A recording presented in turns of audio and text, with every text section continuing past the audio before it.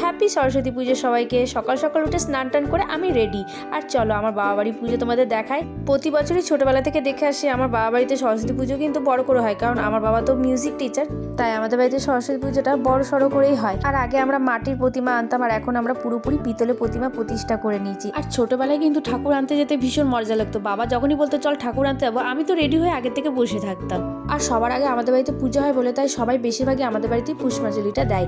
আর একদিকে হচ্ছে খিচুড়ি রান্না, আর আমার বোন দেখো অর্ধেক রেডি হয়ে গেছিলো পুষ্পাঞ্জলি দিতে, আবার অর্ধেক রেডি হচ্ছে। তারপরে এসে তা দেখতে দেখতে দেখলাম মাসমুনি চলে এসেছে। তোমরা কি কেউ কখনো দেখেছো মাসি শাশুড়ি আর জামাই মিলে মারপিট করে? আর ছোট ছোট মেয়েগুলো এত সুন্দর শাড়ি পরে আজকের দিনে ঘুরে বেড়ায়, দেখে লাগে যেন রাস্তা দিয়ে ছোট ছোট সরস্বতী ঠাকুর হেঁটে বেড়াচ্ছে। মাঠে হয়েছিল একটা পুজো, তো সেখান থেকে দেখে যে প্রচন্ড জোর খিদে পেয়েছিল, খেলাম বাঁধাকপি মাখা দিয়ে মুড়ি। আর আজকে আমাদের খিচুড়ির সাথে কিন্তু হয়েছিল বাঁধাকপি বেগুনি পায়েস সাথে বোঁদে। দিদা মামিরা সবাই এখন গল্প করছে, আর আমি দুপুরবেলায় খেয়ে দিয়ে রাজার সাথে গেলাম ঘুরতে। টাটা।